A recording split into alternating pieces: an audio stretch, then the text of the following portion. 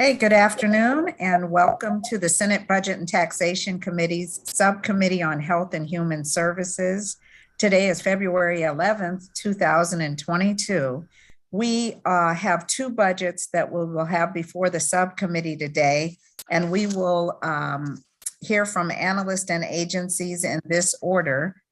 We will begin with the Department of Housing and Community Development and then move to the Maryland Department of Health Public Health Administration budget. So we are going to begin with our budget analyst, Emily Haskell. Good morning. We'll be able to get the screen up. Good morning. Can everyone see this?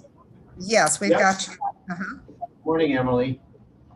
Good morning. Thank you, Madam Chair. My name is Emily Haskell, and I'll be presenting the operating budget analysis for the Department of Housing and Community Development.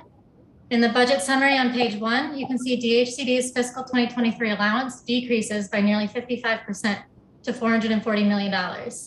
This is primarily due to about $250 million of local fiscal recovery funds from the American Rescue Plan in each of fiscal 2021 and 2022 that are passed through DHCD's budget to local jurisdictions. In addition, significant federal funds from the American Rescue Plan for rental assistance and homeowner assistance are not yet reflected in DHCD's fiscal 2023 allowance. Excluding COVID-19 relief, the allowance is fairly level with the current year appropriation, increasing by 0.5%. General funds decreased by a little less than $5 million in the fiscal 2023 allowance. That's because while there is a $5 million increase in general funds for DHCD's Homelessness Solutions Program, that's offset by the $10 million proposed deficiency in fiscal 2022 for the Neighborhood Safety Grant Program. This new program is part of the Governor's Refund the Police initiative, and the fiscal 2022 deficiency is the first of 3 years of funding announced, although there's no funding in the fiscal 2023 allowance, with the next two installments expected instead in fiscal 2024 and 2025. The program will provide grants for facility or business district improvements such as surveillance tools, traffic management, or renovating spaces to draw regular visitors. Another new program beginning in fiscal 2022 is Project Restore, which provides two types of grants to businesses opening or expanding in vacant spaces. A property assistance grant of up to $30,000 to cover rent, mortgage, or other property expenses, and a business operations grant of up to $250,000.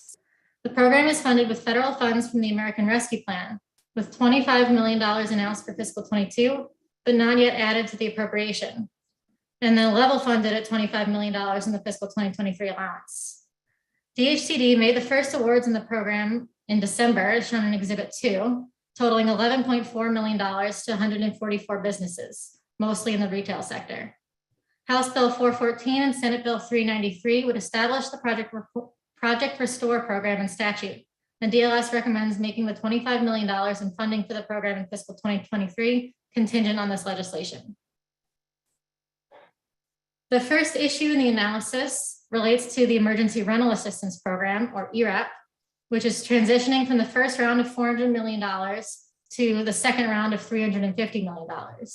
As you can see in Exhibit 5, EREP funding for both rounds is split between DHCD as well as direct allocations to the 8 largest local jurisdictions. DHCD distributed most of its first $258 million to all 24 local jurisdictions and recently allocated its second round of $204 million, as shown in Exhibit 6. In addition to providing additional funds to local programs, DHCD allocated $5.4 million for legal services as part of the Access to Counsel and Evictions program, $7 million for rapid rehousing, and $3 million for the Baltimore Regional Housing Partnership to assist housing choice voucher tenants. DHCD is also holding $10 million in reserve to distribute later to counties that have been slow to spend their first round of funds, as well as a little over $50 million as an additional reserve to allocate later. Exhibit 7 on page 17 shows the expenditures from the first round of the program by grantee, with the top bar representing DHCD's portion of the funding. Overall, EREP's first round has provided $212 million in assistance to 33,000 households as of November. The chart also shows DHCD had an expenditure ratio of 47% of its EREP 1 funds in November, which exceeded Treasury's target of 40% for that month. 5 of the 8 direct allocation jurisdictions have also started to use their second round of funding, totaling $5.5 million as of November. And I believe that's up to a little over $8.5 million as of December. Montgomery and Prince George's counties closed for applications in December. Prince George's County has received applications in excess of all available funds for both rounds, while Montgomery County is assessing its current application pool and planning to reopen applications with more targeted eligibility. Exhibit 8 shows failure to pay rent cases and evictions over time. Although still below pre-pandemic levels, mostly due to courts restricted operations as well as rental assistance, nearly 7,000 households were still evicted in calendar 2021. Next, the second issue in the analysis is the Homeowner Assistance Fund, which was created through the American Rescue Plan to provide relief to homeowners at risk of displacement. Maryland received nearly $250 million for the program, all administered by DHCD. Exhibit 9 shows DHCD's plan for allocating these funds, with 77% going to grant and loan programs for low-income households. Applications for those programs opened in December. In addition, $10 million will go toward the whole home weatherization program to address critical energy and health and safety issues that could lead to homeowner displacement. The fiscal 2022 working appropriation includes $98.5 million for the Homeowner Assistance Fund, including $67 million in pay-go funds in the capital budget, while the fiscal 2023 allowance does not include any funding for the program at this time. Half funds can be used through September 2025, and DLS has asked DHCD to comment on the anticipated timeline for spending the remaining $150 million in funding that hasn't been appropriated yet. Exhibit 10 shows the status of foreclosures in Maryland. Per executive order, the Office of the Commissioner of Financial Regulation did not accept notices of intent to foreclose from April 2020 to June 2021. The CARES Act also offered forbearance of up to 1 year and placed a moratorium on foreclosures for homeowners with federally backed mortgages. And President Biden later extended that forbearance period for an additional 6 months and extended the foreclosure moratorium through June 2021. As you can see, since then, notices of intent and notices of foreclosure have started to increase, but are still below pre-pandemic levels. The third and final issue in the analysis is related to broadband, which, as you all know, has seen its funding greatly expanded due to federal legislation. The state has allocated $400 million from the American Rescue Plan for broadband programs across the fiscal 2021 to 2023 budgets. And DHCD is also expected to receive at least $100 million from the Infrastructure Investment and Jobs Act.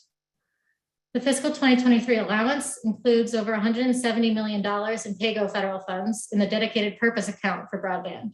And in fiscal 2022, there's a negative deficiency in the dedicated purpose account to shift some funds to fiscal 2023, but there's still $108 million remaining in the account for broadband in fiscal 2022, as well as $90 million in DHCD's operating and capital budgets in fiscal 2022. In addition to the increase in funding, DHCD's broadband programs have also expanded in scope, with Chapter 74 of 2021 renaming the Office of Rural Broadband to the Office of Statewide Broadband and expanding its responsibilities to include developing a statewide plan, collecting and publishing additional data, and promoting digital inclusion. Exhibit 11 shows all the different broadband programs DHCD is administering, many of which are new in the current year. I'm just going to highlight a few programs. The first is Connect Maryland on the first line. This program is not new. It's the largest component of DHCD's broadband programs and funds the construction of new networks to large unserved areas of the state. The fiscal 2022 application window for this program recently closed with over $250 million in requests, although these requests have not yet been reviewed. DHCD expects to announce the awards this April, and depending on the amount awarded, may not open a separate round of applications in fiscal 2023. On the third line, you can see a new program to provide service to residents of public housing with $45 million provided in fiscal 2022. This funding will be awarded to local jurisdictions and is expected to open for applications this month or next. Down near the bottom of the page, you can see there's $45 million allocated for a monthly benefit to subsidize households' broadband bills, as well as $30 million for a device subsidy program. These funds are in DHCD's operating budget. DHCD is currently serving over 30,000 households with the monthly benefit, which provides a subsidy of $15 per month on top of the federal benefit of $50 that was established by the Consolidated Appropriations Act. The device subsidy program is in development, with a procurement for devices expected soon. This exhibit continues onto the next page. DHCD will provide $2 million for digital inclusion grants to nonprofits or local jurisdictions, and $5 million to provide community-based networks for service to low-income households. Applications for both programs opened recently since the analysis was written and are open through March 15th. The bottom portion of this chart shows the sources of all funds for the above programs, which the vast majority coming from the American Rescue Plan, as I mentioned. Exhibit 13 shows it's coming down the line from the Infrastructure Investment and Jobs Act for broadband. The largest pot of money is the Broadband Equity, Access, and Deployment Program, or BEAD, which has a $100 million minimum for each state and will primarily fund larger infrastructure projects. The next program is the State Digital Equity Capacity Grant, which has a state minimum of $1.5 million annually. This program will include an initial planning grant for states to develop plans to ensure internet access for disadvantaged populations. The next few programs are competitive grant programs for both digital inclusion and infrastructure projects. And the last program is the federal monthly subsidy I mentioned earlier. The Infrastructure and Jobs Act made this benefit permanent and reduced the monthly amount from $50 to $30. Lastly, Exhibit 14 is trying to get at the need for broadband programs across the state, reflecting both lack of infrastructure as well as other access issues. It shows a rough map of the state with the percent of households with no internet access based on results of the American Community Survey.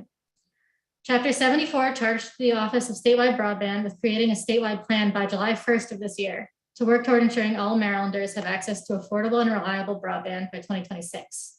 The office is working with Salisbury University and the Eastern Shore Regional GIS Cooperative to develop the plan, as well as completing the mapping needed to understand the needs across the state. And these maps are expected to be available later this year. This page shows the DLS recommendation to make funding for Project Restore contingent on legislation. And with that, I'd be happy to answer any questions.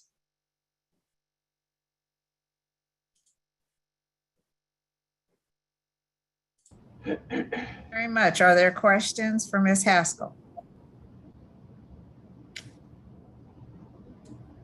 Okay, no questions for the analyst. Very good. Thank you very much. Thank you. So we will now hear from the Honorable Kenneth Holt, who's the Secretary for the Department of Housing and Community Development. Mr. Secretary, I believe you're here with your team. So we extend good morning and you can proceed with your response. Good morning, Madam Chair. And Senator Young, I don't know whether the other senators are on with us, Senator Eckhart and Rosapep, but welcome everybody. Emily, my compliments to you. You've taken some very complex matters and made them quite streamlined and simple. And I very much appreciate your thorough understanding of some of the initiatives that we've been pursuing here in the department. So our compliments, and I think it's a reflection of the folks that are sitting here in our Division of Finance and Administration, how effectively they've worked with the Department of Legislative Services. So it's working very well. We have an extraordinary rollout of programs in FY21 and into 22, not just our internal programs that we have managed on an annual basis, but also the extra programs coming from the federal government and from the administration, the General Assembly. So it's been quite a couple of years. There's some mapping that you'll find in your budget books. And I think it would be great for you to take 10 minutes and just leaf through those maps and take a look at the extraordinary exposure that this department and this state has had to deploying federal money for relief of our citizens, and how effective that deployment has occurred. With respect to the two recommendations of the budget analyst, the first one relating to the Homeowners Assistance Fund, and I think the question was asked simply, what is our sort of deployment time period? It looks to be roughly 99 million in this fiscal year of 22, 100 million in fiscal year 23, 48 million in fiscal year 24, and about 2 million in fiscal year 25. So it's very upfront loaded, and we don't know exactly how rapid the sort of loss mitigation workout process will occur with the servicer lenders that we're working with. We are providing underwriting services. We're evaluating what the delinquency is, and we're providing up to $40,000 of relief to eliminate the delinquencies, to get the borrowers out of forbearance. And we've had very effective conversations with Bank of America, US Bank, and Wells Fargo Bank, which are basically the lead mortgage servicers in Maryland. So our department is well connected with these lender servicers to make sure that the borrowers, and I don't know exactly what the numbers are, but I imagine we're probably going to be addressing 10,000 Maryland homeowners who are in some state of either forbearance or delinquency and need some form of relief. So, you know, the time periods for layering this money out, I think, is probably somewhat of a guess, but our estimates are roughly 200 million in these next 2 fiscal years, and then the remainder in the final years. With respect to the second recommendation, I think very clearly we are opposed to making funding for Project Restore conditioned upon the passage of the legislation. This is federal money that's coming through. I don't think there's any need to make it contingent upon passage of the legislation. We're going to follow the guidelines and the recommendations of the legislation, and we've had extraordinary response to the program, over 800 applicants. We've already factored in and sort of committed the first 25 million, and we probably have left stranded at least 50% of the applicants. So whether we do another round or whether we just process through 100% of these 800, I don't know. We'll have to sort of figure out, is there going to be additional money that's reliable so that we can do another round, post another round. But at this point, we will absorb 100% of $50 million in this program. We respectfully disagree with making the 25 million contingent upon passage of the bill. So with that, those are my comments and thoughts. I welcome any questions from the members, and we have staff here. We can drill down specifically in detail. Thank you very much. Are there questions for the Secretary? Thank you. Senator Rosapep. Yeah, hi, Mr. Secretary. Nice to see you. Nice to see you. You either have a large conference room or you have a great background that makes it look like you have a great big conference room. It's not that large. So let me start with broadband. So I'm trying to get my head around this. I mean, there's so much money coming in from different directions and so many little pieces of the puzzle. I'm trying to get my head around the big picture. What is the relationship between all the money we got and all the little programs we have and actually getting to what penetration rate by when of how adequate broadband? Do we think up to the 30,000 foot level and kind of relate them to each other? Okay, well, I'll give you my thoughts at the 30,000 foot level, and then we have Rick Gordon here who can be maybe very specific. But as was pointed out by Emily, in our first round, we've basically received $258 million of requests for building out networks. And those applications have been very thoroughly vetted in our sort of onboarding process. They're all quite legitimate. So we believe, and I mean, you've talked about the various compartments that money is sort of allocated. Emily laid it out pretty clearly with associated budget numbers. Our feeling is that the 400 million is going to be completely utilized. It's not going to be this year or next year. It'll be over a time period. But our missions are first to identify the unserved areas, very effectively understanding where we are not providing service. And then to engage the internet service providers with sort of an application process that will enable them to get the money. And to some degree, the counties are participating with modest match percentages, but to get them engaged in the build out of that last mile. I think that very clearly, whether it's deploying actual laptop computers to people, providing them with counseling on how to use those computers, hooking up our networks in our school districts for Wi-Fi connectivity, or the broader network infrastructure. Each one of these components is being properly addressed through an application process. We built a staff here internally from a staff of 1 to a staff of now 6.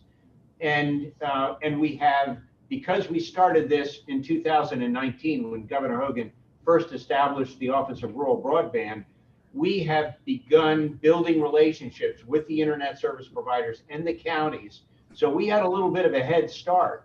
And where we are right now, I think, is substantial monies committed, 68 million already committed and encumbered, and built up the proper infrastructure for receiving the applications and deploying the money. So that's sort of my mile high level of opinion. If that doesn't answer your question, I think Rick has an ability to be more specific. Is Rick here? I yeah, am, sir. He's virtual. virtual. He's virtual. Rick, Oh, can I'm you? sorry, I got you. Good. I'm sorry, I was looking in the room. Okay. No, he's not. No, I here. got it. I understand. Sorry about that. It's part of the question, but the other part of the question is, the analysts put up the percentages of folks who don't have internet connectivity by county. So presumably we have a number for the state. And I'm not really talking about devices. I'm not talking about learning how to do Zoom. I'm not talking about, how to do TikTok. I'm talking about actually just having the broadband capacity in your home or in your business so you can figure all that stuff out. So we must have a statewide number of X number of people in X number of places don't have it. My question is, what is the relationship between the money we have, the plan we have? We're never going to get to 100%. I mean, by definition, we can't get to 100%, but do we have some goal of the percentage we're trying to get to? And to what extent have we laid out how this money spent this way will get us how close to that goal? So, yes, we have a goal. I think it's 98% by 2025. Okay. The milestones, I think, is something that we're in the process of developing. And the reason is we don't have them crystal clear right now is that we're contracting with Salisbury University to do an improved assessment of what the federal government says our unserved areas are. We do not think that is an accurate assessment of unserved areas. So we're in the process of engaging Salisbury because I think they probably have a better understanding by virtue of doing some work a few years ago, using their GIS mapping about where unserved areas are. So do you think there's less service right now than the federal government does, or do you think there's more service right now than the federal government does? I think there's less service than what the federal government does. Okay, that's real helpful. Now, but let's say we're trying to get to 98. What does the federal government say we're at now statewide? Rick, what is? Senator, it really depends on where you look. Certain places with based on FCC data, it shows us 100% served, and we know that's not correct. Emily's graph was from the American Community Service census. They look at service a little bit differently. That's fine. I'm looking at you. Yeah. So what do you think? I think that we are probably somewhere in the 85 to 90%. Fine. I'll take your word for it. Assuming we're at 85 to 90% and 98% is the goal. My question is, do you have any idea whether the money we have is enough, too much, or exactly right to get us there by the date? That's my question. I honestly can't say. What I'm really waiting for is the broadband mapping that comes out of Salisbury University before I can comfortably answer that question. That's fine. And when do you expect that? I literally just started reviewing their draft task order. Our hope is we'll have a draft sometime in June. A draft of their study? Yeah. This year. So this year? Yeah. Yes. Okay. That answers my question. I have another question on housing, Madam Chair, but I'm happy to move on to other.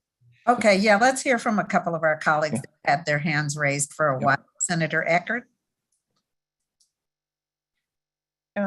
Thank you very much, Mr. Secretary and team, and Rick Gordon and everybody. Thanks for your good work in Cambridge. We get to see a lot of you. We have tremendous need. My question, I guess, is more of a technical one. With regard to the numbers, you have a pot of money to be able to help those homeowners who might be at risk for foreclosure. And then we have some eviction funds. Are you dependent on the local jurisdictions to let you know what the need is, or do you have some other way of projecting what the need is?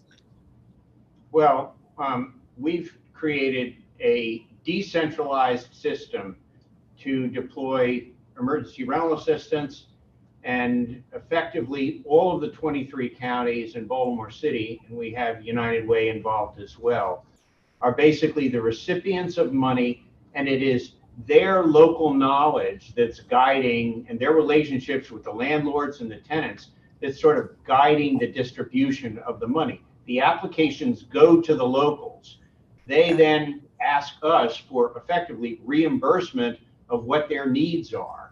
And we try to rapidly respond. We have to verify and meet certain compliance standards to make sure that the tenants are actually in legitimate need and are eligible for the money.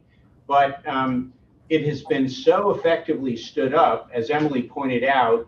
By the end of November, we were 49%, 47 to 49% deployed, and the standard was 40% deployed. At this point, we're probably north of 60. We're over 65%. We're over 65% of ERAP 1 deployed. And it's been very, very effective because the locals have the knowledge of their landlords, of the properties, and of the tenants' needs. So, we have done some macro viewing to determine distressed areas based upon census to sort of maybe balance where the money ought to be going so that we're not giving a county that really is not a distressed county an excessive amount of money when there are counties that have significant distressed populations. So we've done some micro formation of the general structure of how this money's going out the door, but it's really been locally driven. Thank you. That's helpful because when I looked at the chart for my jurisdiction, it seemed a little out of balance based on what I'm hearing. And I know many of our local jurisdictions are saying this is just the tip of the iceberg because this is going to play out over the next 2 years. And I just wanted to make sure when I get calls, I've been directing people back to the local jurisdictions for that. So that's validating. Thank you very much. Thank you. Just in sort of follow up, remember there has been a direct award to the counties coming from the federal government, as well as an award coming from the state. So the combination of those two awards is what is being utilized by the local jurisdiction. Great, thank you. That helps. Thank you. Thank you. Senator Young. Yes, thank you, Madam Chairman. I had about 3 questions, and I think 1.5 of them have been taken care of. So let me go to homelessness for a minute. But first off, Secretary Holt, I very much want to thank you and your staff. I have reached out to you, as you're probably aware, multiple times in recent years, and you and your staff have responded to every one of my requests and even beyond my request at times. So I don't think I've gotten better response from any department than I have from yours. So thank you for that. Thank you. On the homeless issue, is there a, and if I go a little too far and you want to answer some of this later, that's fine. Is there a statewide plan for dealing with homelessness, or do you basically turn it back and respond to just the local request? And also, in responding to local requests, there's several areas. I mean, there's the temporary shelters for people to spend the night in cold weather in particular, but at other times. And then there's, school children, veterans, single families with kids. In awarding money, do you take a look at where it's going? Is it addressing long-term needs, like providing help in getting employment, psychological problems, counseling, whatever, in awarding the money to areas that are trying to help people get off of homelessness, rather than just dealing with the fact that they don't have a place to stay temporarily? Yeah, so great questions, something that is of significant interest to this department. So the answer is yes. This is a program where we deploy money to continuums of care, 16 of them across the state. And these continuums of care basically are sort of the local operatives that operate transitional shelters or emergency shelters and have the relationship with the homeless population and provide the services that you've suggested are so important. So last year, and you can check in the mapping, in that batch of mapping, you can see where the jurisdictions received money. The total award for Frederick was $548,000 for the Homelessness Solutions Program last year. But you can see on the map how regionally it's dispersed.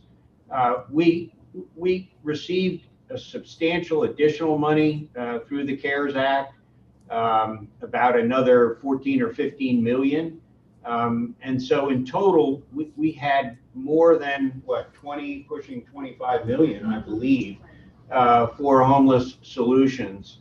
And I think we've been extraordinarily effective. Maryland is one of the only states in the nation that, let's say, over the last 5 or 6 years has seen significant decline, 25% across all the cohorts. That's veterans homeless, youth homeless, chronic homeless, and what? And family in need. So we've seen a decline of 25% across the state in the last 4 to 5 years. All of this based upon a point in time count. That count was somewhat delayed in COVID. It's coming up again. But I think we're doing a very, very good job, and we've had more money because of COVID that's helped sort of strengthen the continuums of care and the service they're providing. And I just want to add, Senator Young, we do a statewide plan. It's based on national best practices.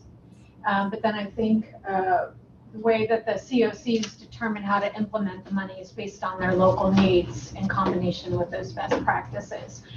We also are expecting in the fiscal year 23 budget an additional $5 million to go towards homelessness programs. So more work to be done. Okay, thank you. That was my question. Now my half question goes over to evictions. How much increase have you seen in evictions from pre-pandemic to pandemic? And a question I'm asked that I don't have a full answer for is that, you know, I've had people say, and I know the people that have these problems are low income, of course, but with the supplemental money they received along with unemployment, in some cases, their income might have actually been higher. Were they not paying rent even though they had more money? Is there some look at why they've gone up if they're up? And is this going to be a long-term problem because we've gotten into a mode of not paying or not being able to pay rent? So these, another set of great questions. So as far as the evictions are concerned, because of the moratorium, evictions dropped dramatically. Pre-pandemic, let's say that the monthly run rate was 60,000 notices of eviction filings every month. Every month, 60,000 pre-pandemic. After the pandemic, of course, the moratorium stopped any notice of filings, virtually to a trickle. Once it was reopened, I don't know, July, August last year, we started out at about 15,000 a month. It got as high as about 32 or 34,000, and it subsequently declined back into the teens again. So now these are just notices of filings. A lot of them are dismissed. I would say 75% of the filings are automatically dismissed. So the actual evictions are at about 500 a month at this rate, only 500 evictions. They were pre-pandemic north of 1,000 a month.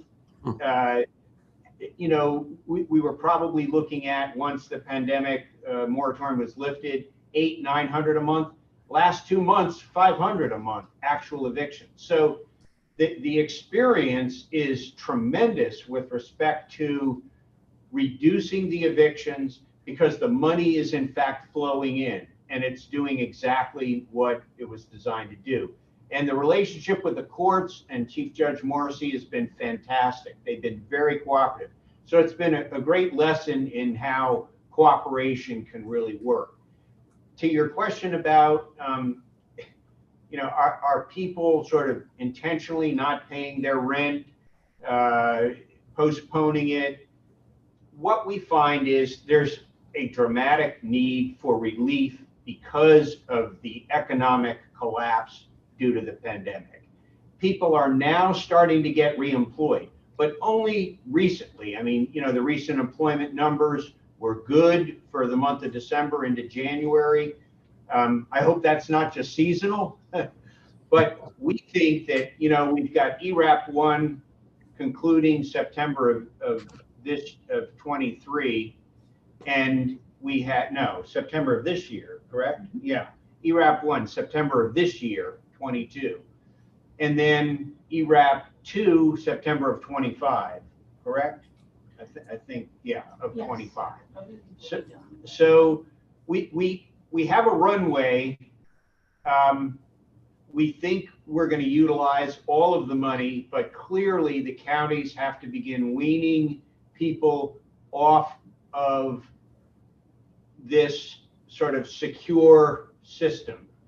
And we need to get people reemployed, and the economy needs to go again. So that's sort of, you know, market-driven security against government-provided security. Well, it's always a problem, but it seems like you've handled it better than it appears. And I think I can answer the question a lot better now. So thank you. Okay, thank you.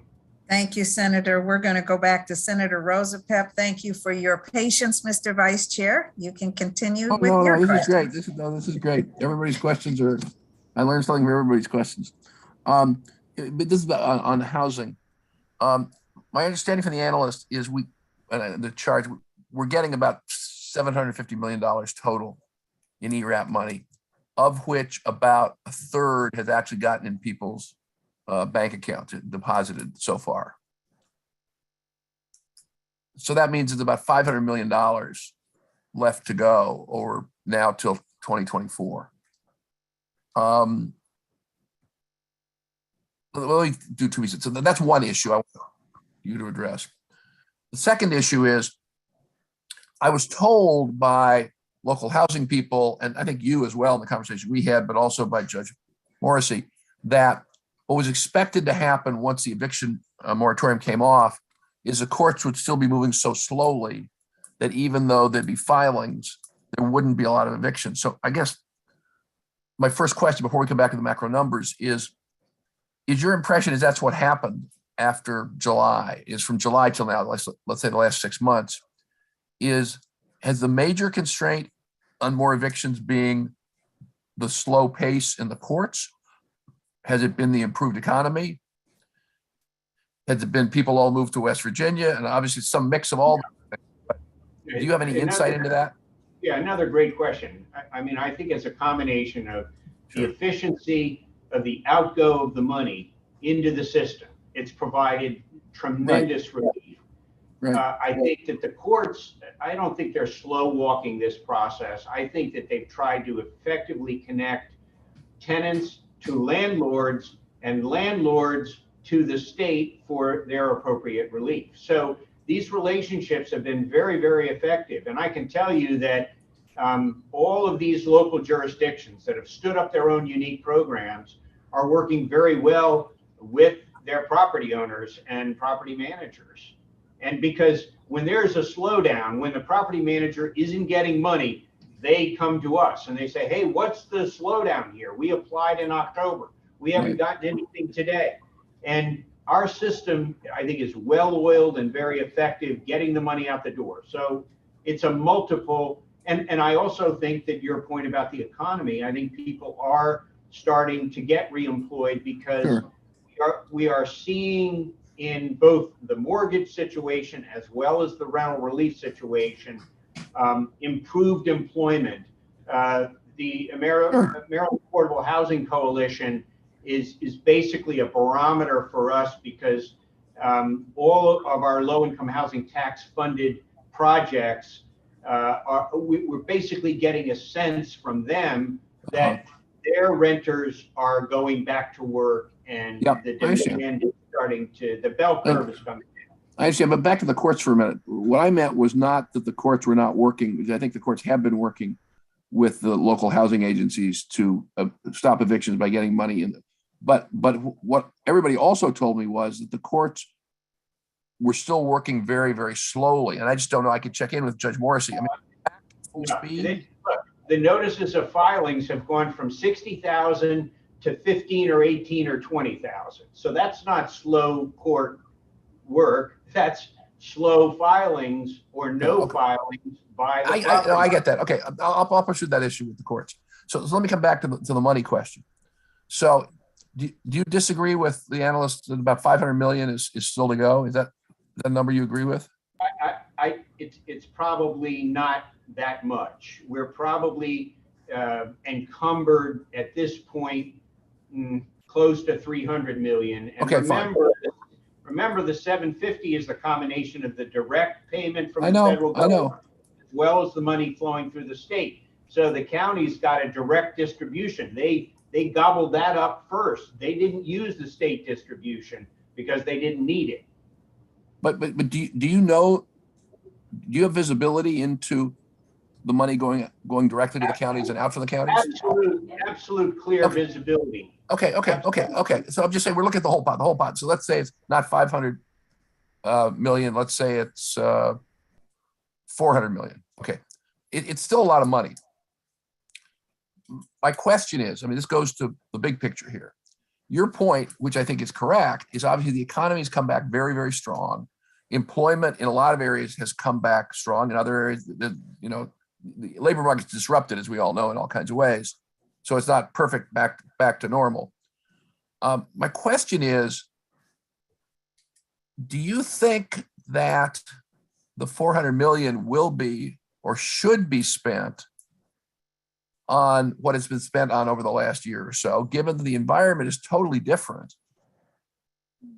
This is another good question. This is another good question. So by September 30th of this year, we will have deployed 100% of ERAP 1 money.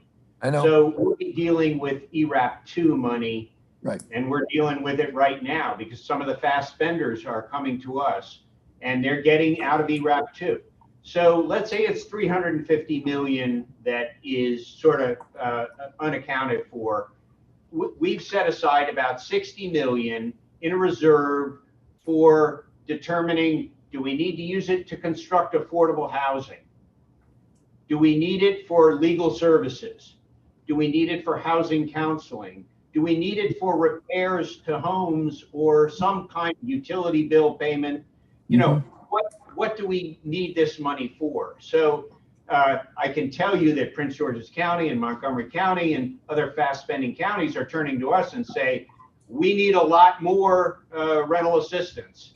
And they want us to deploy our reserve to assist them now. I feel that there will be some amount of that money available for non-rental assistance purposes, whether it's 10 million, 25 million, I don't know exactly. We're just feeling our way. Well, do the federal rules allow you to do that at a big scale? I mean, if you decided we want to put 400 million into long-term stuff, you can do that?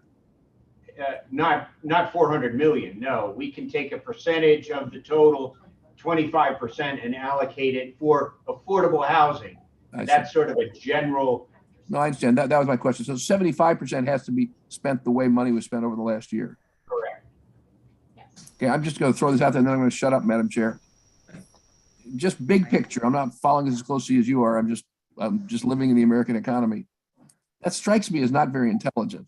Not your point, but the federal rule, in the sense that a process that was set up for a very specific crisis situation, and the crisis is basically over from an economic point of view. COVID's still around, but the crisis, the economic crisis, is basically over. It just raises the question, it's maybe a question for you and your fellow state directors and dealing with the federal government and us talking to our federal representative. It strikes me that we ought to be thinking a little more ahead on that amount of money. I just leave you with that thought.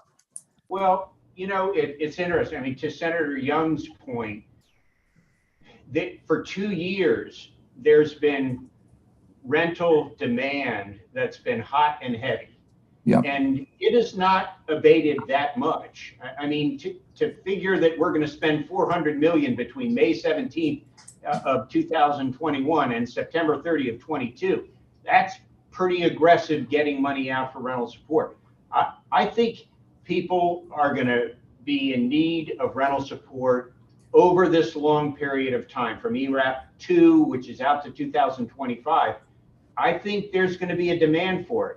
The question is, and this is really to your point, Senator Rosapep, as the economy becomes healthier, they've allocated. They said we can take 25% of this and allocate it for something that could be part of a economically stimulative solution. In other words, building affordable housing. No, a long-term solution. I'm with you. Yeah, long-term solution. So nothing's perfect in the original concept, but I think that we're working well within the parameters. Gotcha. Thank you, Madam Chair. Thank you, Senator. Thank you. And thank you for those responses. I only had one question after hearing all of my colleagues who covered the budget and the analysis pretty well. The only question I wanted to raise, and it can be a very brief answer, we've been having briefings in budget and tax about procurement and about minority business participation. And the analyst mentioned that there was going to be some procurement related to, I think it was in the broadband section of the budget, and talking about the devices and things like that. I just wanted to find out, Mr. Secretary, whether or not you all are using the new EMaryland Marketplace, and whether or not, even as we move out of the state of the emergency to this endemic versus pandemic, are we creating opportunities now for more minority participation with your procurement? So we are, and I think Robin can be very specific to the marketplace. Yeah, I think we were one of the first state agencies that began using the EMaryland Marketplace. And we have a very solid internal team that reviews each and every procurement that we put out on the street to do the research to make sure that we're looking for subcontracting opportunities, minority business participation, veteran participation.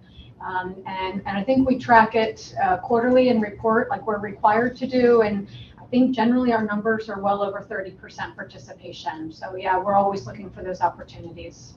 Excellent, because we are seeing statewide, we didn't fare as well when we, aggregate the numbers. We had woeful outcomes. So thank you for that. And we're going to be keeping our eyes on that and tracking that. So I appreciate it. I don't see any additional questions for the secretary or his team, but we do have a couple of witnesses who signed up to testify on this budget. And so we're going to turn to Deidre Robertson first, who signed up. Is she still here? Yes, I'm here. Okay, good afternoon. Yes. Good afternoon. Good morning, yes, afternoon now. Thank you for the opportunity to speak with you today. I'm Deirdre Robertson, the Executive Director for Frostburg First. We are the designated Main Street community for the city of Frostburg in Allegheny County. We've been a Main Street community since 2001, and we're also a 501c3 nonprofit. Frostburg is home to approximately 9,000 people, Frostburg State University, and about 80 small businesses. In the past year, we actually helped 9 new businesses open or expand in our Main Street district. Our organization holds 4 signature events a year, including Arts Walks in the spring and fall, a winter cocoa crawl, and the Pig Out in the Park Barbecue Festival in the summer. We also organize monthly citywide promotions and partner with other organizations to facilitate events like Storybook Holiday, which transforms downtown Frostburg into a winter wonderland, complete with a parade, Elf Olympics, and a parking meter decoration contest, which has actually got us national attention. The past 2 years have been particularly challenging for our community. Many of our small businesses are owner operated with fewer than 5 employees, and they struggled to obtain relief funding throughout the height of the pandemic. We were able to repurpose our Main Street Improvement Grant and leverage additional funding to disperse a total of $130,000 in mini grants to our local businesses. It's more than tripled the state's investment in the program. For example, McFarland Candies, which is a 3-generation family business, was one of nearly 30 businesses that were able to keep their doors open as a result of our program's assistance. I'm deeply thankful that not a single business in Frostburg was forced to close because of the pandemic. Operational support from the Main Street Improvement Program is key to the continued health and sustainability of our community. The funds that Governor Hogan has allocated in the budget to the Main Street Improvement Grant Program are essential to helping our communities continue to recover from the pandemic and to thrive moving forward. So I thank you for your time and consideration and ask that you support the additional allocation in the budget this year. Thank you so much. Thank you very much. Questions for this witness? Okay, seeing none, we're going to move to Nicholas. I think it's Stagerwald, and just to have on deck, Claudia Wilson Randall. Nicholas, I think I saw you. Yes, hello. Thank you so much. Very good. I am the Street Manager and Business Development Manager for the Dundalk Renaissance and the Historic Dundalk Town Center.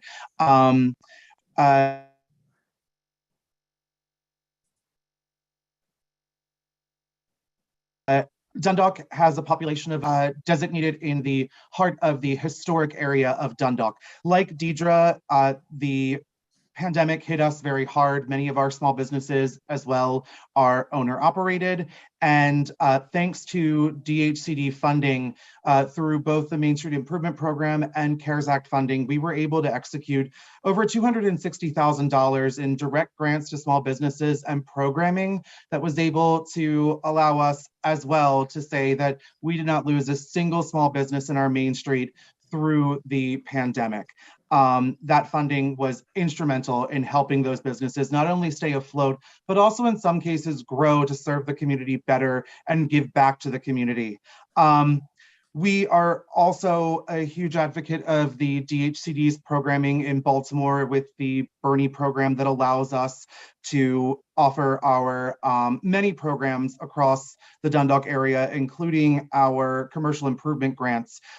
Through these grants, we've been able to give direct grants to businesses to make hundreds of thousands of dollars in physical facade and indoor improvements to the aging Main Street, which was created and built in the 1920s. This has allowed our businesses to not only make needed improvements to the buildings, but also upgrade security systems, upgrade their connectivity, and move into an online space to be able to diversify their offerings and ways that they're able to bring in funding. We in Dundalk also support the additional funding to the DHCD budget and want to make it clear that that funding is a lifeline to many of our businesses here in the Dundalk community. Thank you so much. Thank you very much. Any questions for this witness? Okay, very good. We're going to move to Claudia Wilson Randall, and she'll be followed by Catherine Grattan, if she's here. Good afternoon. Yes, good afternoon. My name is Claudia Wilson Randall. I'm the Executive Director of the Community Development Network of Maryland. We're a statewide organization of housing and community development organizations. Most of our members are involved in affordable housing development as well as community revitalization work. And we are grateful for the programs of the Department of Housing and Community Development and helping our mission to promote, strengthen, and advocate for the community development sector in urban, suburban, and rural communities. I just want to thank folks in Frostburg and Dundalk for testifying, because I won't talk as much quite about the Main Street programs, but that is a really important and vital work that the department does for communities across the state, and vital to the work of small businesses in the state. I did submit written testimony, but I also just want to have a special shout out to Secretary Holt for his service, fantastic service. And I just want to make a few brief points here. So first of all, I would, for the DHCD operating budget, I think we've seen a lot of investments in the small business development, and Main Streets really go a long way.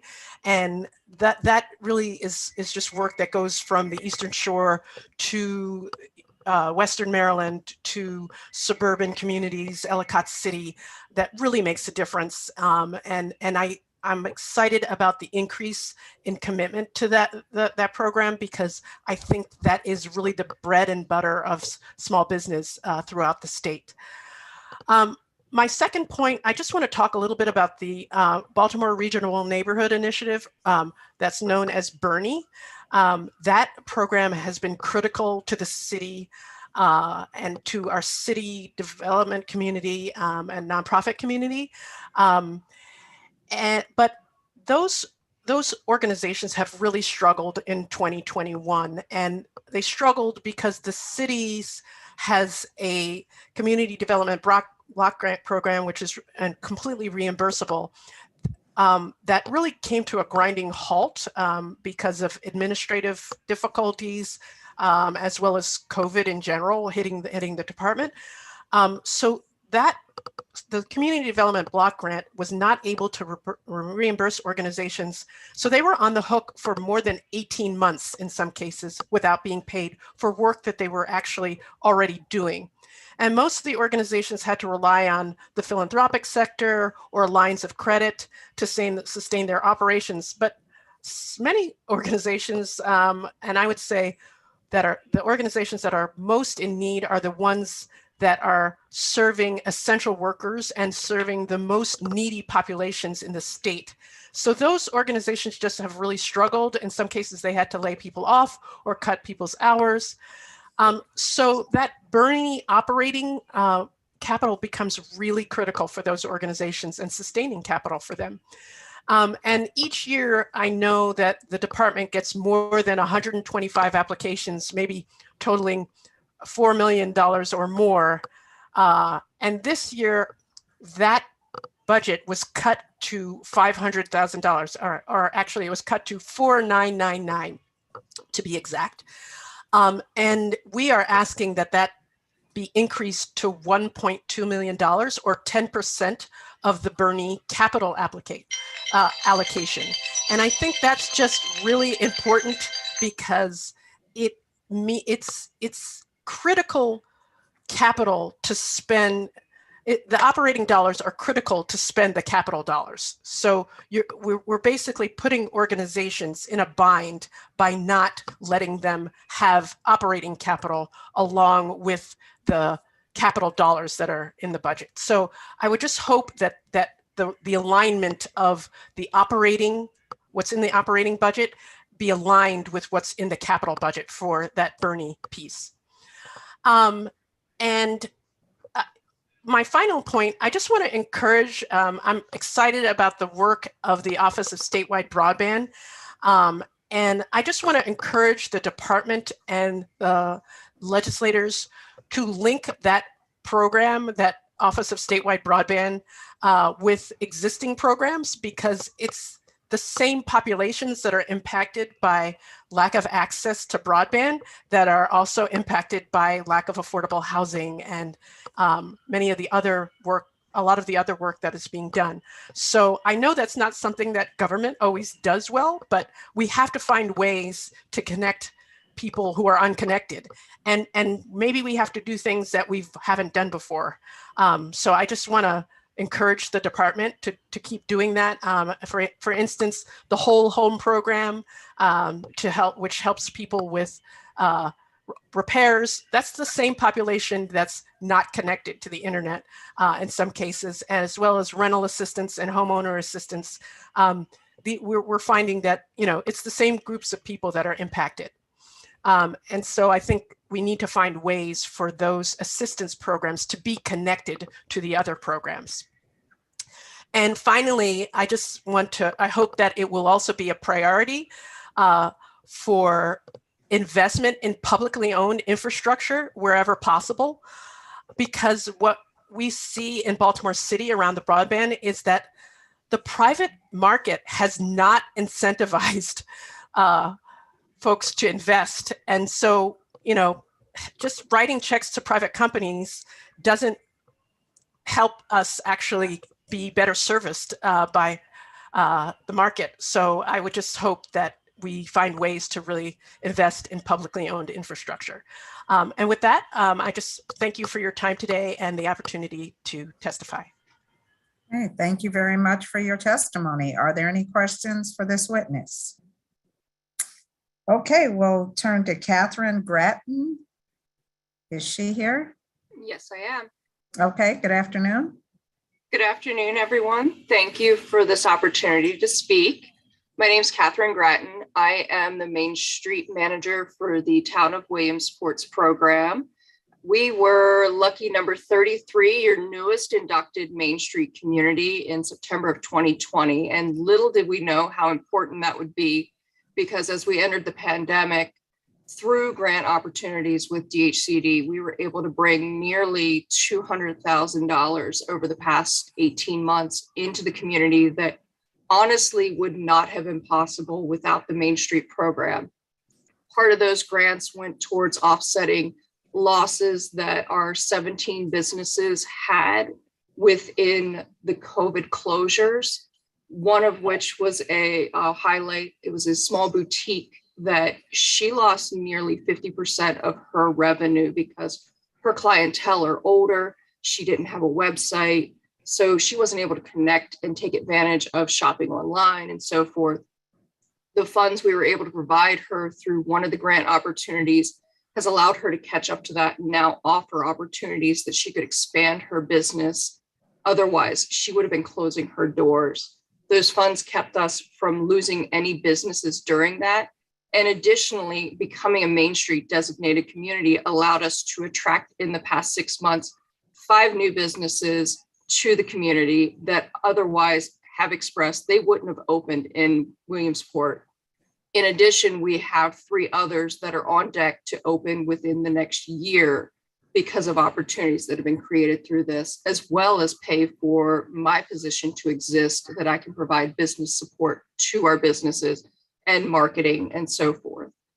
So with that, we definitely want to support any increases that could be brought to that and hope that you'll consider them. Thank you. Thank you very much for your testimony. Are there any questions? All right, we're going to move to Sarah Price, and then I think the last witness I have signed up is Sarah Redinger, so you can be on deck. Ms. Price? Thank you, Madam Chair. Good afternoon, everyone.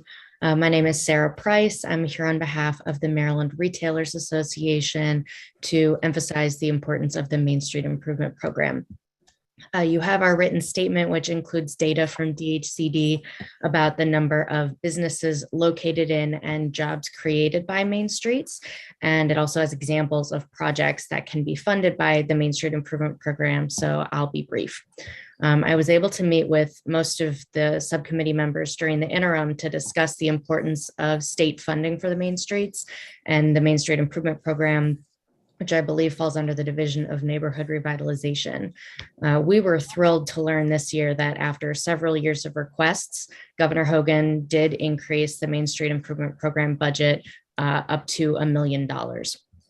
So you all have a Main Street in your county, if not in your district. I think Senator Eckerd actually has at least 2. And, you know, we all know that the small businesses that make up these Main Streets are really the backbone of our community. I'd like to thank Deirdre, Nick, and Catherine for, joining us today and emphasizing what this funding has meant for their districts, the positive impact that it has had on their businesses, on their communities. And we would ask that you please maintain the allocation that was included this year. And thank you for your time. Thank you. Questions for Ms. Price? I don't see anything. Probably your investment of time during the interim paid off. All right. Is Sarah Redinger here? Okay, I don't see her. And so what I'll say, Mr. Secretary, to you and your team, if you're still there, I did have a question that was follow-up. Senator Rosapep's line of questioning, but in the interest of time, we can talk offline. I just wanted to understand a little bit the EREP 2 funds and the data that they would be distributed or the allocations would be based on. We can communicate via email or after the hearing. Just wanted to understand, I had heard that the allocation would be based on data from the Urban Institute Evictions Index, and would like to get a little bit better understanding of that. But because we do have another major budget before us, we can chat about that offline.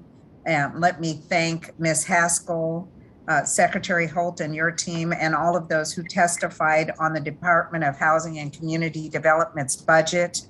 Colleagues, we're going to turn to the Department of Health, MDH's Public Health Administration budget. And I will follow up with Secretary Holt and his team later on that. So we're going to go to MDH Public Health Administration's budget. We have analyst Ann Wagner, who's going to present. Good afternoon. Good afternoon. Thank you very much, Madam Chair. I'll go ahead and share my screen so that you can all can see the DLS analysis of this budget. So today I'll be presenting on the Public Health Administration. This includes most of the offices under MDH's Public Health Services, except the Prevention and Health Promotion Administration, which you'll hear next week. Jumping right in on this first page, you can see that on this page, I'd like to highlight that in fiscal 21, actual spending for these offices reflects over $1 billion in COVID-19 related expenditures. This is mainly in the Office of Preparedness and Response, where significant amounts of the state's pandemic response and public safety personnel funding was budgeted. Page 3 of the document outlines the sources of this funding in fiscal 21, including $792 million in special funds and $341 million in general funds that both actually reflect revenues from federal FEMA reimbursement. And then there's also about $534 million in federal coronavirus relief fund spending. So all of this was shown in fiscal 21. I just wanted to acknowledge that actual spending on COVID-19 uses. The department is also asked to discuss how the allowable uses of that FEMA reimbursement funding have changed over the course of the pandemic. However, the overall Public Health Administration budget decreases in fiscal 23 by $217 million. But I will go back to Exhibit 1. This shows the budget when you exclude those COVID-19 related expenditures. So the budget otherwise grows slightly, especially as the general fund appropriation increases by almost $20 million. There are 3 deficiencies adding funds in fiscal 22. Each of these uses are related to the pandemic and were supported with federal funds in fiscal 21. So the department is asked to discuss whether federal funds would be available again, considering they're funded with general funds in the deficiencies. Pages 6 and 7 show the itemized list of budget changes, but from fiscal 22 to 23. But for today, I'll actually skip ahead to just highlight a couple budget items. So on page 8, part of the overall decline in Public Health Administration's budget is driven by the end of COVID-19 federal funds shown in fiscal 22. This includes $16 million from the CDC's initiative to address COVID-19 health disparities. The uses of this funding are shown in this bulleted list in the middle of the page. And then one place where there's actually more COVID-19 funding in fiscal 23 is American Rescue Plan Act funding to support the public health workforce. Of Maryland's $31 million grant over 2 years budgeted in this office, the vast majority was passed through to local health departments with the federal guidance that 25% should support nurses and personnel in school-based health programs. Moving to the next budget discussion, this has to do with the Maryland Loan Assistance Repayment Program for physicians and physician assistants. In fiscal 22, this program was funded with $1 million in fees from the Board of Physicians Fund. But now in fiscal 23, the allowance includes $1 million in general funds and $400,000 from those fees under the Board of Physicians. There was a stakeholder work group established to report on permanent funding sources for this program. And one of the recommendations was to invest in a permanent general fund appropriation. The department disagreed with that particular recommendation, but as I said before, the fiscal 23 allowance does still have $1 million in general funds for the program. Moving on to a discussion on public health personnel. The budget increases by 16 positions as the Office of the Chief Medical Examiner receives a net 20 new positions, 20 transferred positions. But this is partially offset by 5 positions being transferred out, and that is covering the Primary Care Program Management Office, which is being transferred to the Medicaid office. The other personnel note is that last year, the Joint Chairman's report included narrative asking the department to submit a report on public health vacancies and recruitment efforts, especially those affecting local health departments. Because this report had still not been submitted, there is a DLS recommendation to add language restricting administrative funds until a new report on public health recruitment and retention is submitted. Moving on to the key observations, there are 2 items. The first relates to local health department funding and the allowance. This first exhibit shows the total formula funding over the years. You can see that following the Great Recession, there were significant cuts from the formula providing over $70 million through this formula to $40 million in fiscal 2010. Over the past few years, the formula funding has risen above $60 million, but the fiscal 23 allowance provides a discretionary enhancement that brings that formula back up to 2008 levels above 70 million. And last year, there was also legislation passed that would have rebased the funding formula at 70 million, or it will rebase the funding formula at 70 million in fiscal 25, and then 80 million in fiscal 26. So this discretionary enhancement kind of accelerates that effort in fiscal 23. Skipping ahead to Exhibit 5 on page 14. This shows the components of the formula funding from fiscal 21 to 23. I'll highlight here that local health departments did also receive $9 million in fiscal 21 and then 9.4 million in fiscal 22. And that funding specifically is to cover pandemic related shortfalls among the local health department's fee-for-service clinics. In fiscal 22, also note that this is added as a proposed deficiency in general funds. In fiscal 23, there isn't funding for those clinics as patient volume is expected to return to somewhat normal levels, but there is instead that $7.6 million in general funds as that discretionary enhancement. And so including that funding and then the increment that comes through the formula, local health department funding through the formula increases overall in fiscal 23. I will note though that considering the $7.6 million wasn't technically generated through the formula and was added on a discretionary basis, it's not clear whether the fiscal 24 base and formula amount will stay at that elevated level of 70 million. So the department is asked to comment on any plans to hold local health departments harmless next year in fiscal 24, before again, the formula is rebased in fiscal 25. The next exhibit shows the county allocations specifically for that $7.6 million discretionary allocation. Based on estimated allocations provided with the budget, the $7.6 million in funding would have been allocated differently than the typical formula funding. So this would have caused the more populous jurisdictions to generally receive less funding compared to what they would have received from that 7.6 million in the normal formula allocation. And so that's shown in these black markers on this exhibit. But due to these differences, MDH is asked to clarify how this discretionary funding will be allocated. And then moving on to a discussion of other funding sources supporting local health departments. Clearly, local health departments have played a crucial role in the state's pandemic response, and they've also received substantial amounts of federal funds and some state funding outside of the annual formula. So this exhibit shows some of those funding sources. And generally those are being provided on a one-time basis.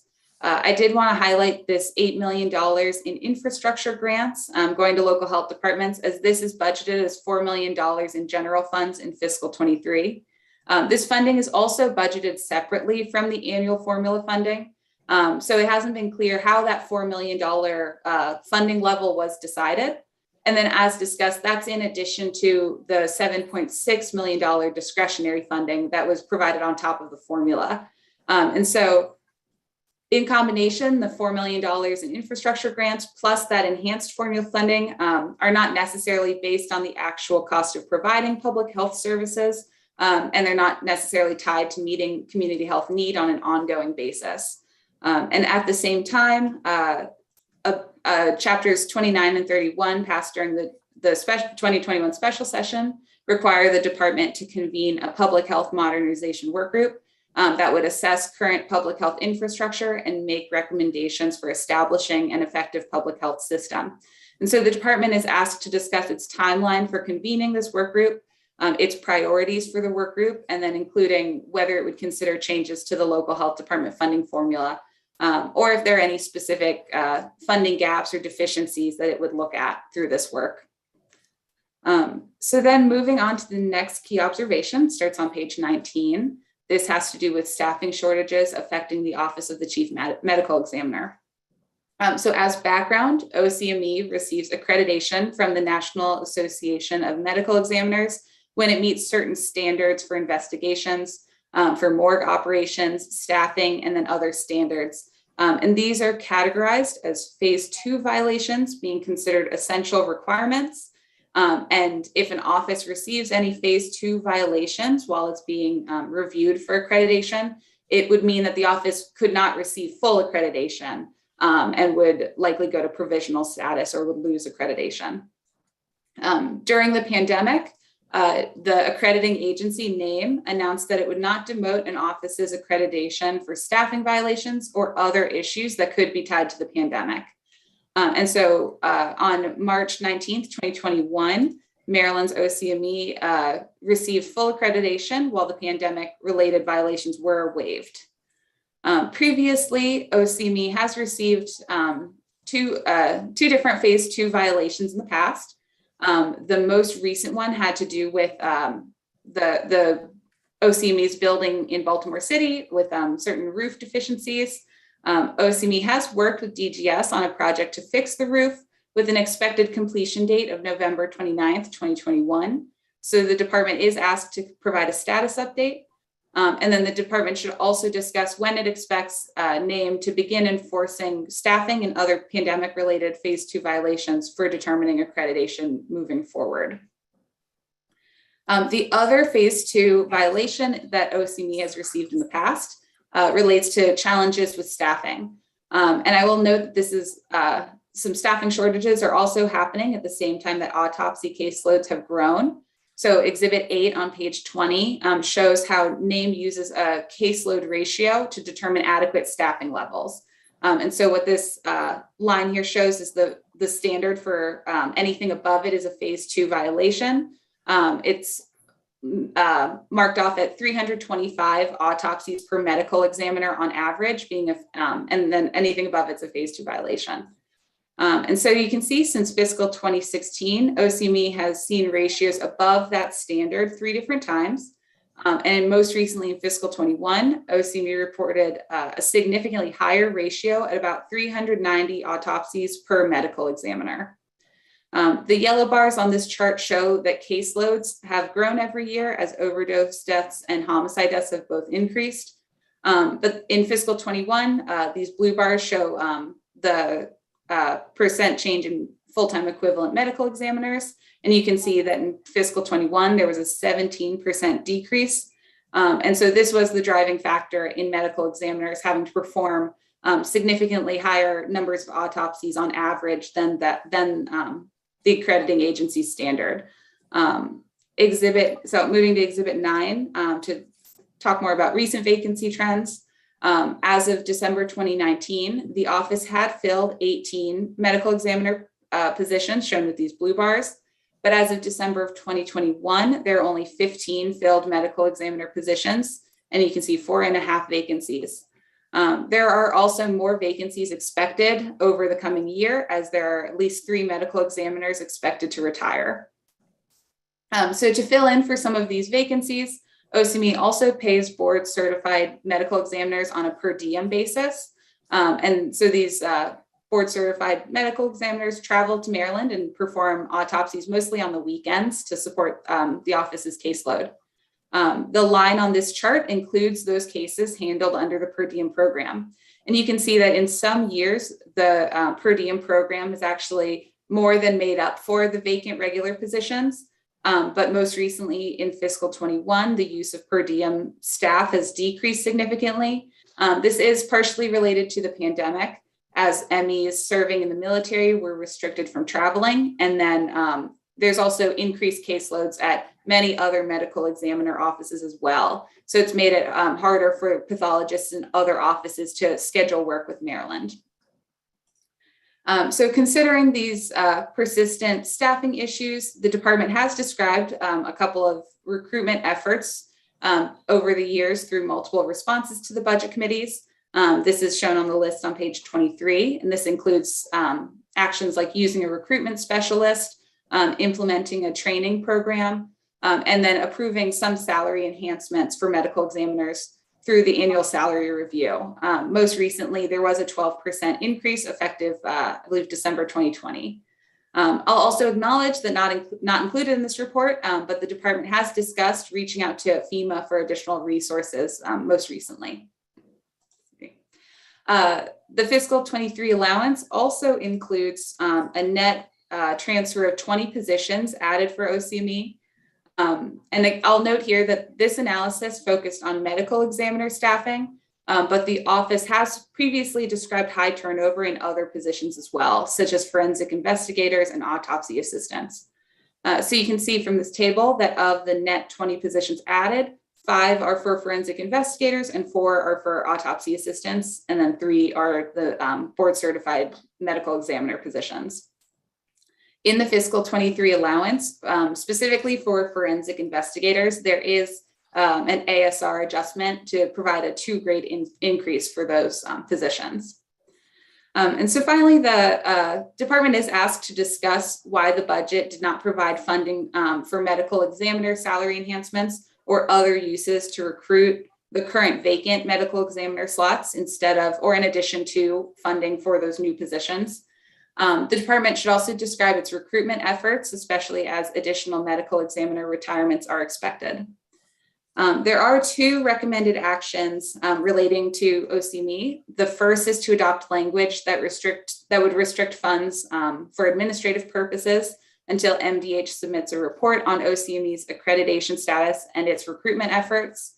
And then the second DLS recommended action is to adopt narrative requesting a report from the department, the University of Maryland, Baltimore campus, and MHEC on efforts to increase the number of forensic pathologists and medical examiners graduating from higher education institutions, since there has been a national shortage of forensic pathologists.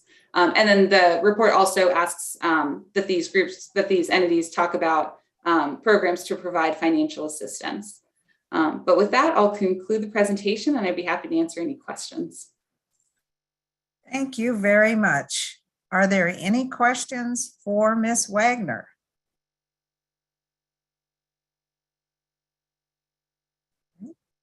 I see smiles from the subcommittee, so that looks like we have no questions for our analyst. Thank you so much for your presentation and your analysis of that budget. We're going to turn to the Honorable Dennis Schrader, Secretary of the Maryland Department of Health, who's back in the subcommittee on the Public Health Administration budget with his team. Good afternoon, Mr. Secretary. Good to see you again. Good afternoon, Madam President Pro Tem and Vice Chair Rosapep. We appreciate the opportunity to be here with you today and want to thank the analyst, Ms. Wagner, for a very thorough report. I'm joined here today by our Deputy Secretary for Public Health, Dr. Chan, our CFO, Emily Brandenburg, our Assistant Secretary, Webster Yee, and also on the line is our Budget Director, Nick Napolitano. In the interest of time, I'm going to turn it over to our CFO, Emily Brandenburg, to address the questions from the analyst in the report, and she'll be followed by Dr. Chan, who will address the questions regarding OCME. So if I may, Madam Chair, I'll turn it over to Ms. Brandenburg. Thank you, Secretary, and thank you, committee members, for having us here today. For the record, I'm Emily Brandenburg, CFO for the Maryland Department of Health, and I will be responding to the first several recommendations. Concerning the FEMA Public Assistance Grant Program, there have been several changes throughout the course of the pandemic. Most notably, the shift from being completely focused on direct efforts to address COVID-19 itself to expanded eligibility that included efforts to facilitate the safe opening and reopening and operations of eligible buildings and facilities. FEMA shifted from their standard 75% federal reimbursement formula to 100% reimbursement in early 2021. Additionally, the eligible time period continues to shift as the pandemic has continued as well. To date, the state of Maryland has received $757 million in FEMA reimbursement for Maryland Department of Health related COVID-19 costs. There's approximately an additional $87 million submitted by the department and is currently in FEMA review. A May 2020 FEMA memo asserts that all COVID-19 projects must be submitted for their review by 60 days after the end of the U.S. Department of Health and Human Services Public Health Emergency Declaration. The current public health emergency is set to expire on April 16, 2022. The department will comply with FEMA public assistance submission deadlines. Concerning the use of ARPA funds for the 2022 deficiency items listed, the funding awarded directly to the Maryland Department of Health by the federal government through the American Rescue Plan Act of 2021 has been fully obligated. We support the governor and his discretion on his use of the state and local fiscal relief funds. The Maryland Department of Health respectfully disagrees with the recommendation to restrict funds until a report is submitted on public health recruitment and retention. We are submitting a report on this very topic regarding the prompt on page 94 of the Joint Chairman's Report of the 2021 session. And concerning any plans to hold local health departments harmless in the future, we respect and support the governor's budget as submitted, and any future budget decisions will be at the discretion of the new administration. We have provided the final county allocations in our written response. The core service enhancements will be allocated to the jurisdictions using the core distribution formula. We have also provided the county allocations for the $4 million infrastructure grant program. In short, each jurisdiction received a base award amount of $100,000, and then the remaining $1.6 million was allocated based on population distribution. These awards, in combination with the increased investment in the 2023 core funding and continued COVID-19 funding such as the ELC grants, should significantly support LHD infrastructure. Lastly, before I turn it over to Dr. Chan, at this time the Maryland Department of Health is focused on responding to COVID-19 and our network security incident. We will endeavor to convene the Public Health Modernization Work Group when circumstances permit, as specified by Chapter 31 of the 2021 special session. Thank you, Ms. Brandenburg, and thank you, Mr. Secretary, Madam Chair, members of the committee. For the record, again, my name is Dr. Jinlene Chan. I am the Deputy Secretary for Public Health Services with the Maryland Department of Health. As we turn to discussing the Office of the Chief Medical Examiner and the related questions, I want to thank our budget analyst again, Ms. Wagner, for her detailed assessment and information. I do want to first recognize the work of the tremendous staff at the Office of the Chief Medical Examiner. It is often a very thankless job to conduct the forensic investigations and perform autopsies, and importantly, to work with the families during the very worst times of their lives when they have just lost a loved one. We recognize that the work of the OCME is critical to all Marylanders. The national picture for forensic pathologists shows a crucial shortage, with only about 750 board-certified forensic pathologists across the country, according to the National Association of Medical Examiners, which makes this a very difficult recruitment environment for all medical examiner and coroner offices across the country, including here in Maryland. Against that backdrop, I would like to highlight the work that MDH has been doing in the last year and beyond with in coordination with the Postmortem Examiners Commission to reinforce the work of the OCME. When the current Chief Medical Examiner, Dr. Victor Whedon, started last year, he put forth a number of requests that the department has endeavored to meet.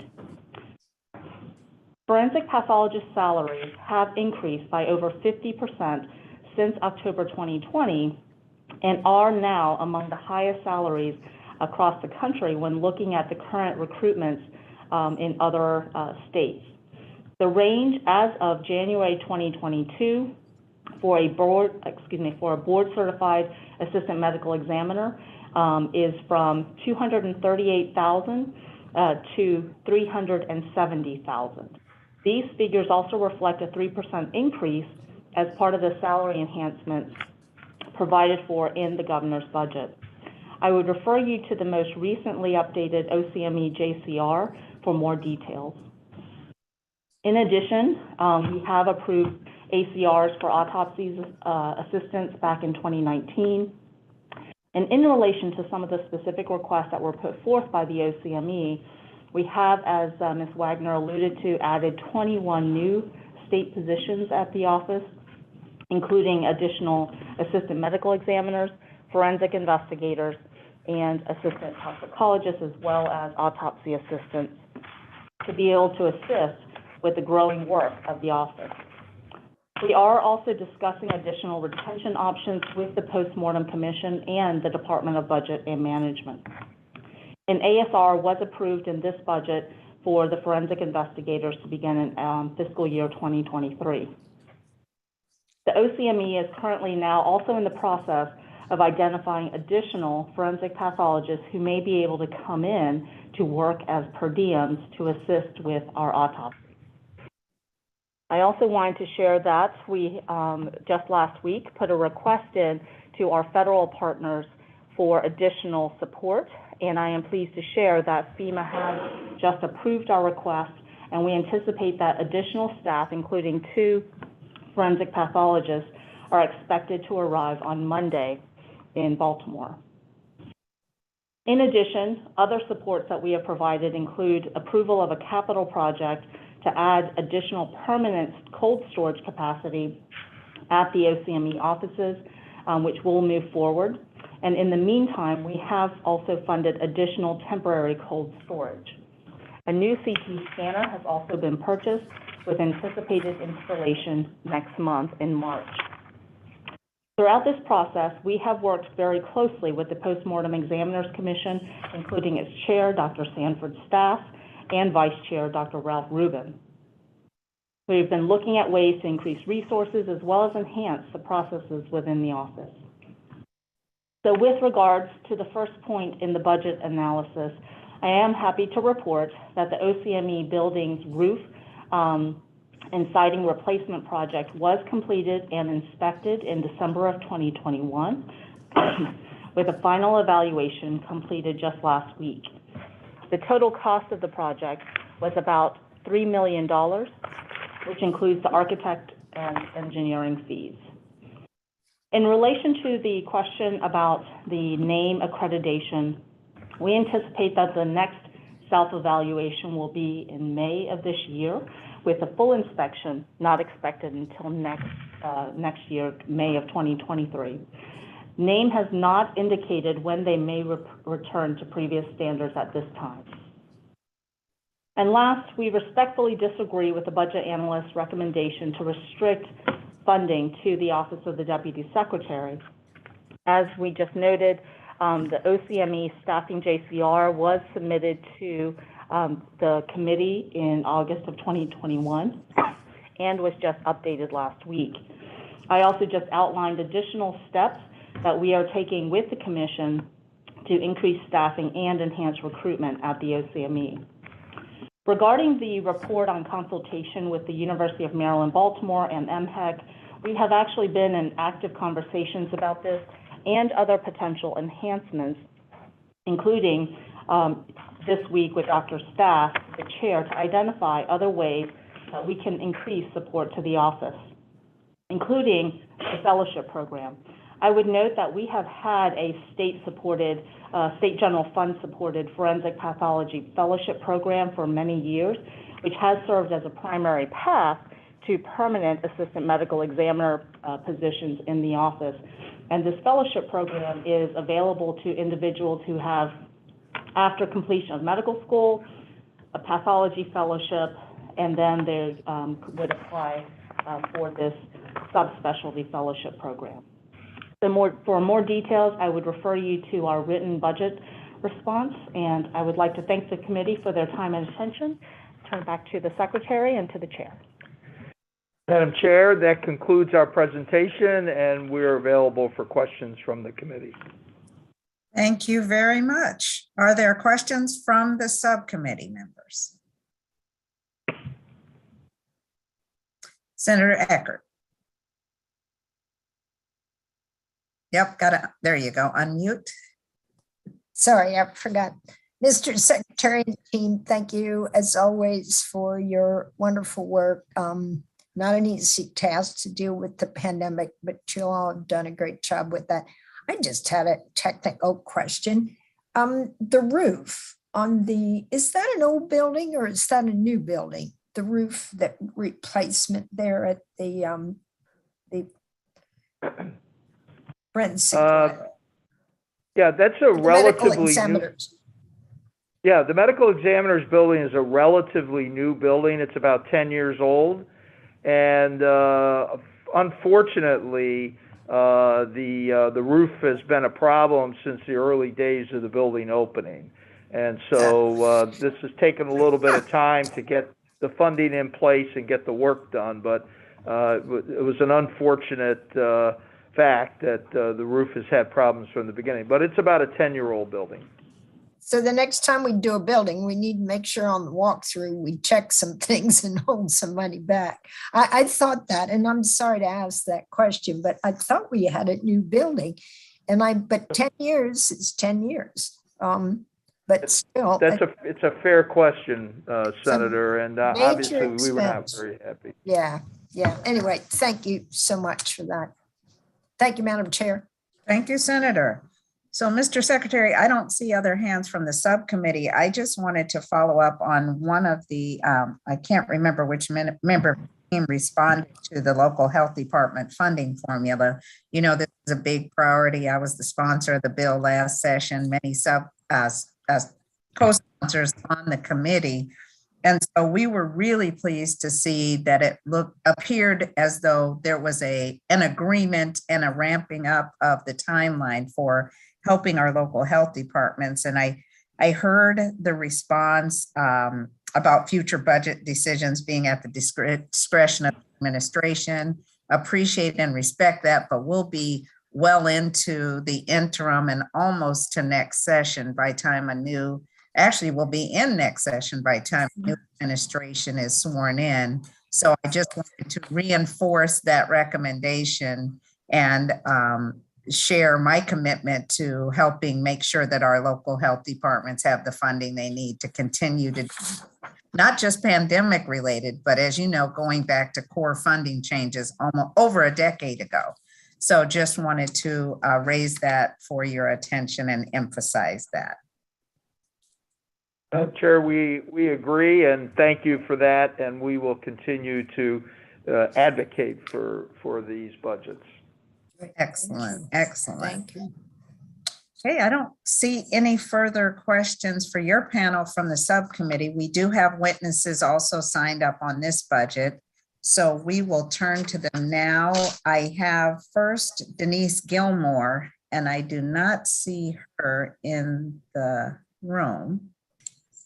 Yeah, she may be coming. Okay, well, we'll move on to the next witness, and if she shows up, you let me know and we'll call on her when she arrives. I have Autumn Houderschelt. I was close. Houderschelt, and then we'll be followed by Melissa McLeod. You're on deck. So good afternoon, Autumn. Good afternoon, sweetheart. Thank you for your time. My name is Autumn Houderschelt. I'm a member of the Ask Me Local 611. I'm speaking on behalf of my amazing work team. This is the dental clinic at the Allegheny County Health Department in Cumberland, Maryland.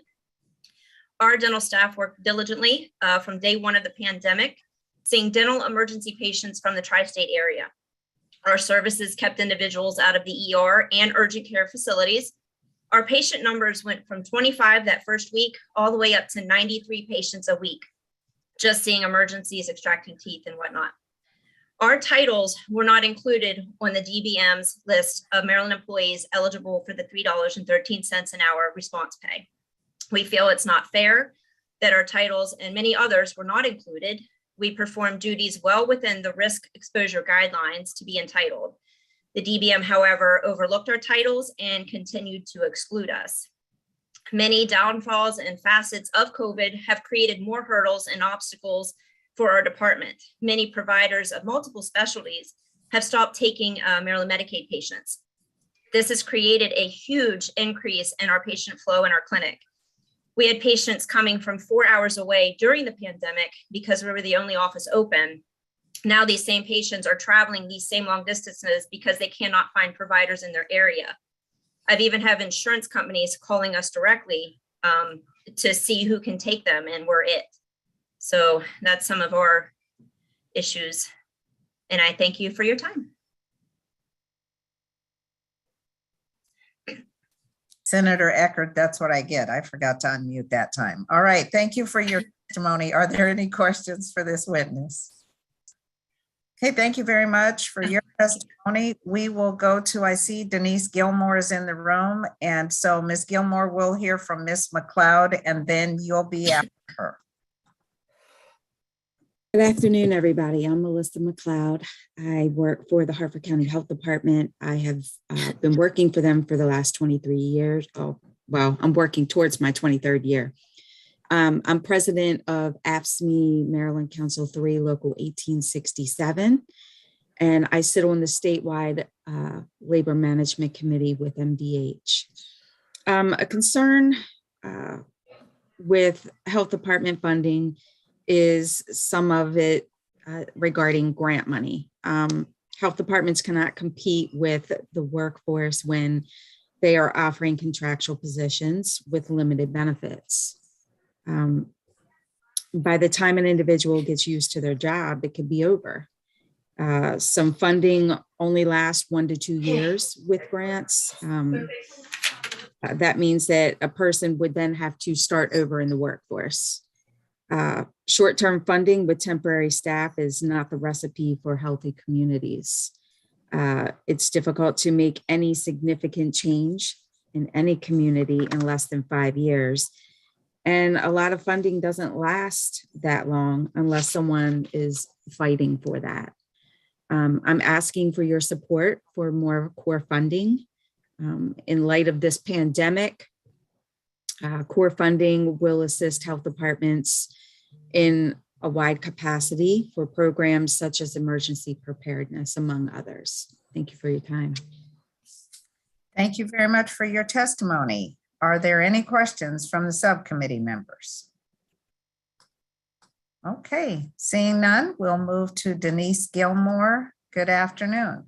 Hi, good afternoon, Senators. My name is Denise Gilmore, and I'm a field director with AFSCME Council 3. As you've just heard from our two members, I'll keep things relatively brief. I do just want to highlight a few items. First, we are obviously, very happy that there are some long overdue raises in the budget this year. We are worried, though, that we may be in such a big hole with the amount of vacancies that we have, that it may not be enough to fully catch up this year. Looking at the Office of the Chief Medical Examiner, for instance, we see that there is a 2-grade, increase scheduled for the forensic investigators. That's a, relatively a small group of employees within that office, but, there isn't anything for autopsy techs or, any of the assistant toxicologists. I think if you look at, staff vacancies and the importance of those positions in dealing with this tremendous backlog that we have in the medical examiner's office, they're every bit as important.